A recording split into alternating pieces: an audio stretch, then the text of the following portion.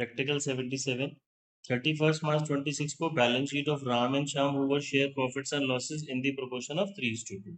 ठीक है, हमने अंडरलाइन करा जी जनरल रिजर्व, इसको तो मुझे डिस्ट्रीब्यूट करना है ओल्ड पार्टनर्स ओल्ड रेशियो में।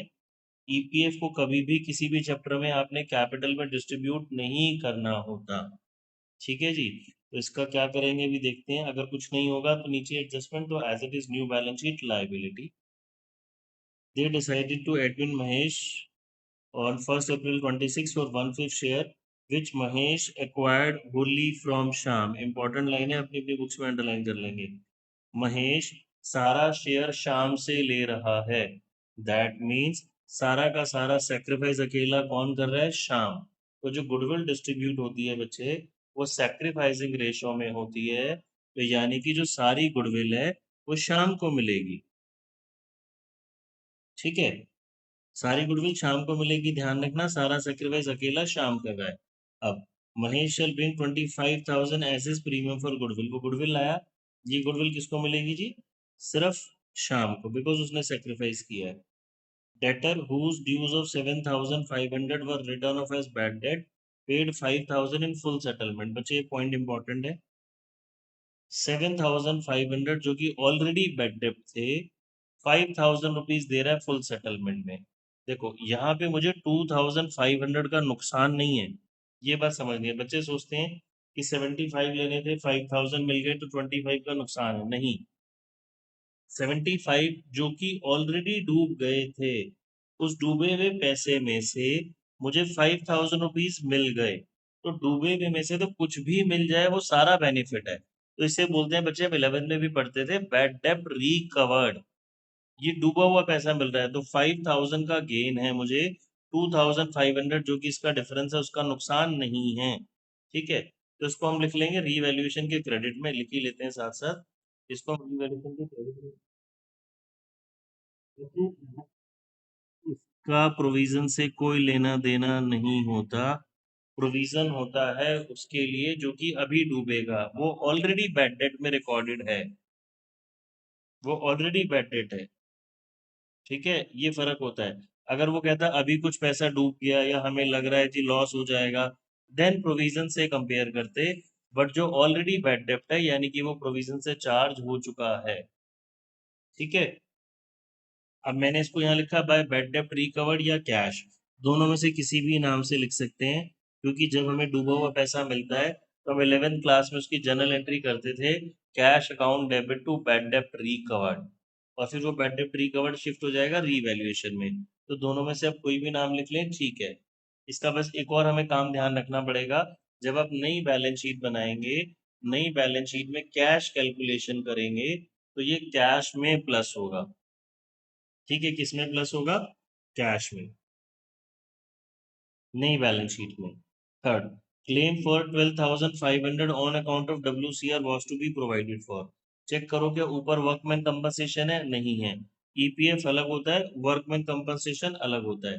ये एक नया क्लेम आ गया ना हमारे पास, पहले तो नहीं देना था, अब वर्कर को पैसे देने पड़ेंगे, तो लॉस हो गया रीवैल्यूएशन के डेबिट में, वर्कमैन कंपनसेशन क्लेम। ठीक है, machinery was under valued bye 5,000। Machinery under valued मतलब हमने मशीन को कम लिखा हुआ है, मशीन को ठीक करेंगे तो वैल्यू बढ़ जाएगी ना हमारी। अंडर वैल्यूड हमने कम लिखा हुआ है, जबकि एक्चुअल मशीन की वैल्यू ज्यादा है, तो ये आ गया जी मेरे पास 5,000।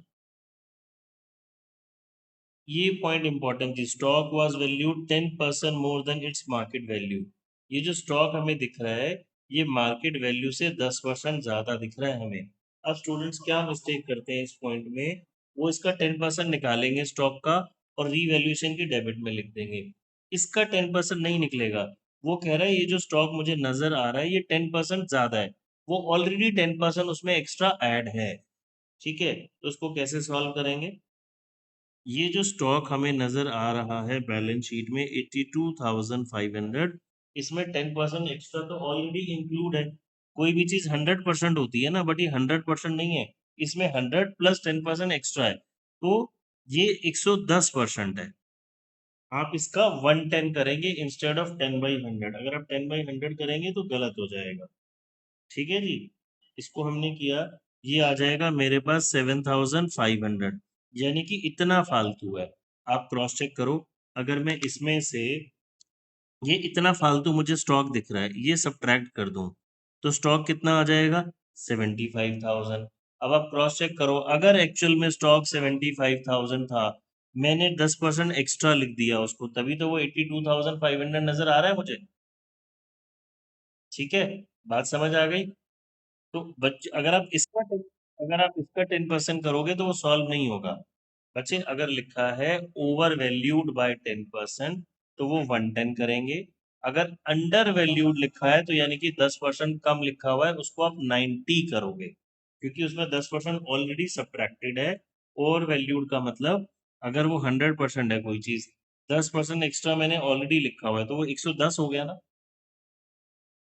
ठीक है, और अगर अंडर वैल्यूड लिखा होगा 10%, तो यानी कि हमने 100 था, 10 लिखा हुआ है, तो डिनोमिनेटर में यू विल राइट 90।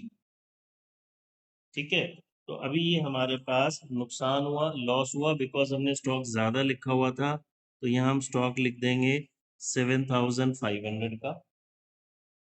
और तो रिवैल्यूएशन में कुछ भी नहीं है। टोटल करते हैं जी, हमारे पास डेबिट का टोटल ज़्यादा है 20,000, इधर का टोटल भी आ जाएगा 20,000, ये डिफरेंस 10 हुआ। तो ये प्रॉफिट हो गया जी, लॉस हो गया लॉस। ये लॉस चला जाएगा old partners old ratio, Ram और श्याम में रेशो 3:2 है, तो 6,000 एंड 4,000। ठीक है, आई होप रिवैल्यूएशन सबको क्लियर हो गया होगा। कैपिटल अकाउंट बनाते हैं।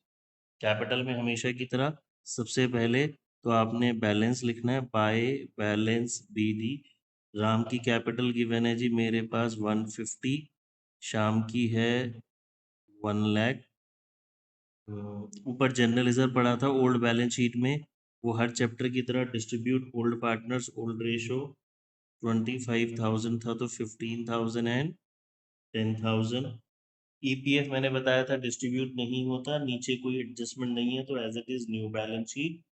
फिर 25,000 जो पी एफ जी गुडविल आई है, क्वेश्चन में साफ साफ लिखा था सारा सेक्रीफाइस शाम कर रहा है, तो पूरी 25,000 गुडविल शाम को मिलेगी। फिर ये रिवैल्यूएशन का जो लॉस था, ये क्रॉस पोस्ट हो जाएगा हमारे पास 6,000 एंड 4,000। ठीक है जी, ये हो गया ये हो गया, बस ही। अब वही कैपिटल एडजस्टमेंट है, इस क्वेश्चन में क्या चेंज है अभी समझेंगे। पहले बैलेंसेस निकाल लेते हैं, और चेक कर लो, और तो कुछ छूटा नहीं आई थिंक। इधर का टोटल 165, तो इस डेबिट का टोटल भी 165 होना चाहिए। 6,000 ऑलरेडी इधर था, तो 159 टू बैलेंस सी डी। एक 10 135, चार गए 131। ठीक है, ये हमें फाइंड आउट करनी है बाय कैश अकाउंट के नाम से। अब देखते हैं जो पिछले दो क्वेश्चन की और इसमें क्या डिफरेंस है, वो समझते हैं कि देखो, बहुत सिंपल है ये, उससे तो इजी है। यहाँ लिखा है Mahesh was to bring in capital equal to 20% of the combined capital of Ram and Shyam. उसमें क्या वर्ड होता था? टोटल कैपिटल का, sufficient capital, required capital, proportionate capital, उसमें ये वर्डिंग्स थे। यानी कि जो भी टोटल कैपिटल होगी उसका उतना मुझे परसेंटेज निकालना है। ठीक है, बट महेश कितनी ला रहा है? 20% कंबाइंड कैपिटल का, राम और श्याम की। तो मैंने राम और श्याम की कैपिटल को क्लब करना है और जस्ट 20% निकाल देना है। अगेन वही इंपॉर्टेंट बात, हर कैपिटल एडजस्टमेंट में ये ओपनिंग बैलेंस यूज नहीं करना होता, ये वाले बैलेंसेस यूज करने हैं मुझे। ठीक है, तो मैंने यहाँ पे वर्किंग नोट्स में लिखना है जी, combined capital of Ram and Shyam. तो ये मेरे पास आ गया 159 प्लस 131, ये जस्ट मैंने कंबाइंड कर दिया, और तो कुछ करना ही नहीं इसमें। 290। ठीक है जी, ये 290 आ गया।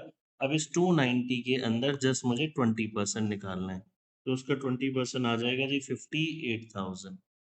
क्लियर?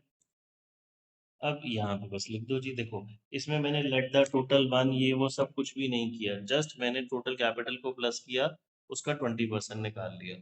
तो ये मैंने 20% लिखा, 58,000। खत्म हो गया क्वेश्चन। ये हमारी थर्ड कैपिटल एडजस्टमेंट थी। सेकंड कैपिटल एडजस्टमेंट में भी न्यू पार्टनर की कैपिटल नहीं होती, थर्ड में भी नहीं होती।